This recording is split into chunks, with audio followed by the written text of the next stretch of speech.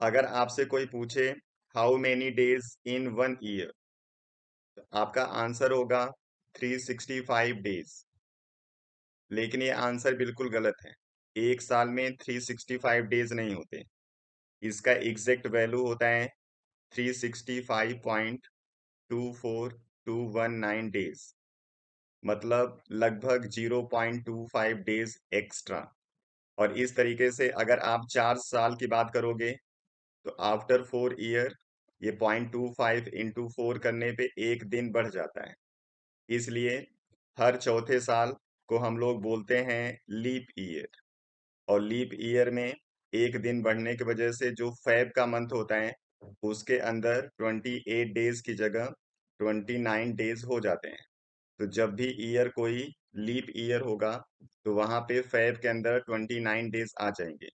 तो 4 साल में अगर एक दिन बढ़ता है और इस तरीके से 120 ईयर्स की हम बात करें तो 120 ईयर्स के बाद लगभग 30 दिन बढ़ जाएगा, यानी कि पूरा एक मंथ एक्स्ट्रा हो जाता है।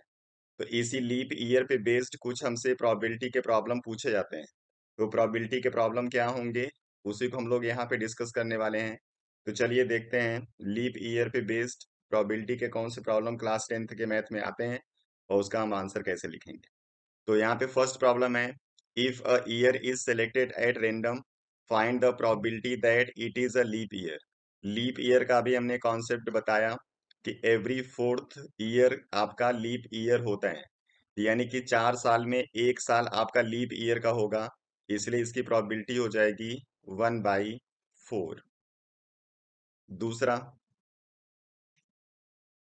What is the probability that a leap year has 53 Sunday. ये बहुत कॉमन सा प्रॉब्लम है, बहुत आपसे पूछा जाता है कि अगर कोई लीप ईयर हम कंसीडर करेंगे तो उसके अंदर 53 संडे आने की प्रोबेबिलिटी क्या होगी। जब लीप ईयर की बात करेंगे तो उसमें 1 डे एक्स्ट्रा आ जाते हैं। अदरवाइज नॉर्मल ईयर में कुल होते हैं 365 डेज। अब लीप ईयर की बात करोगे तो उसमें एक डे आ जाएगा एक्स्ट्रा, इसलिए टोटल डे का काउंट होता है 366। अब अगर हम यहाँ पे इसको 7 से डिवाइड कर दें तो नंबर ऑफ वीक आपको मिल जाएगा। तो इसको डिवाइड करने पे नंबर ऑफ वीक आपको मिलता है 52 वीक्स। मीन्स 52 वीक्स यहाँ पे कंप्लीट हो गए। 52 वीक्स का मतलब यहाँ पे हो जाता है 364 डेज। मीन्स यहाँ पे लीप ईयर का अभी 2 दिन आपके पास आ गया है एक्स्ट्रा।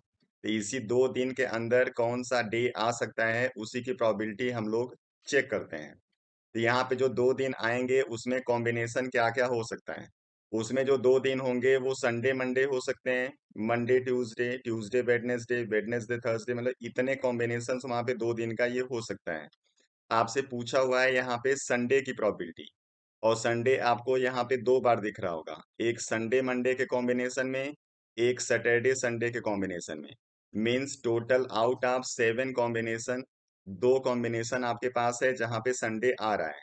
इसलिए लीप ईयर के अंदर 53 संडे होने की जो प्रोबेबिलिटी होगी वो हो जाएगी 2/7। इसका आंसर होगा 2/7।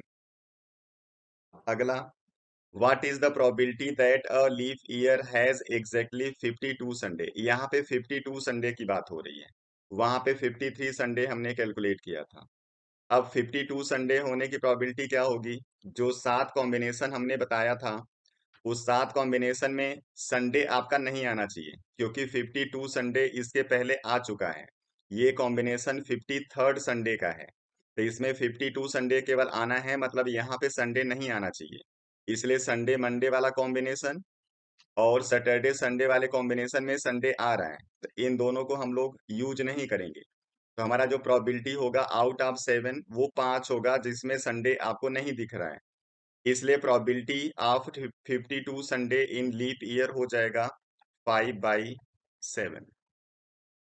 Next, what is the probability that a non leap year has 53 Sunday. यहाँ पे भी 53 संडे की प्रोबेबिलिटी बतानी है, लेकिन वो नॉन लीप ईयर होना चाहिए।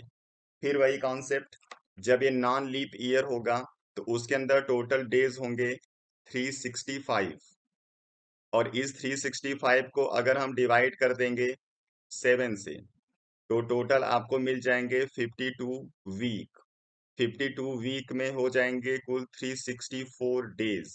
मतलब यहाँ पे अभी एक डे आपके पास एक्स्ट्रा है। इसी एक एक्स्ट्रा डे को आपको चेक करना होगा कि वो संडे कितनी बार हो सकता है।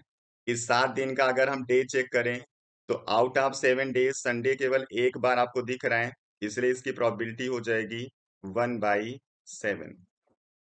नेक्स्ट प्रॉब्लम है, what is the probability that a leap year will contain either 53 Thursday और फ्राइडे। यहाँ पे 53 थर्सडे या फिर फ्राइडे होने की प्रोबेबिलिटी आपसे पूछा जा रहा है लीप ईयर के अंदर। तो लीप ईयर फिर वही 366 डेज का ईयर हो जाएगा, जिसके अंदर 52 वीक्स तो फिक्स हो गए, एक्स्ट्रा डेज यहाँ पे आ गए 2। अब इसी 2 डेज में आपको देखना है कि थर्सडे और फ्राइडे कितनी बार आ सकता है। तो यहाँ पे 7 दिन का जो कॉम्बिनेशन होगा, इस कॉम्बिनेशन को अगर हम देखें तो थर्सडे आपको यहाँ पे दिख रहा है, थर्सडे फ्राइडे यहाँ पे दिख रहा है, फ्राइडे यहाँ पे दिख रहा है। इस प्रोबेबिलिटी में आपको पूछा गया है थर्सडे और फ्राइडे, मतलब ये दोनों चलेंगे। इसलिए 3 कॉम्बिनेशन ऐसा है जहां पे थर्सडे फ्राइडे या फिर दोनों आ रहे हैं।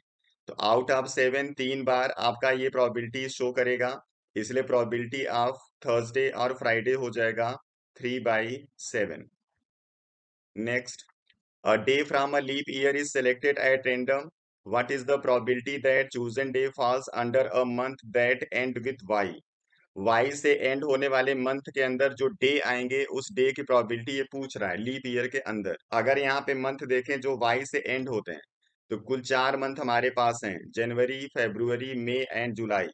जिसमें जनवरी के अंदर होते हैं 31 डेज, फरवरी के अंदर लीप ईयर में 29 डेज, मई के अंदर 31 डेज और जुलाई के अंदर भी 31 डेज। तो अगर यहाँ पे नंबर ऑफ डेज की प्रोबेबिलिटी बतानी होगी तो टोटल नंबर ऑफ डेज हो जाएंगे 31 plus 29 plus 31 plus 31 whole divided by 366, क्योंकि लीप ईयर की बात हो रही है। ऊपर सम करेंगे तो आ जाएगा 122, नीचे 366, सॉल्व करेंगे तो आ जाएगा 1/3। मीन्स नंबर ऑफ डेज की प्रोबेबिलिटी जो कि मंथ में आएंगे जो एंड होगा वाई से 1/3 हो जाएगा। चलिए नेक्स्ट वीडियो में फिर मिलते हैं किसी और टॉपिक के साथ। Thank you.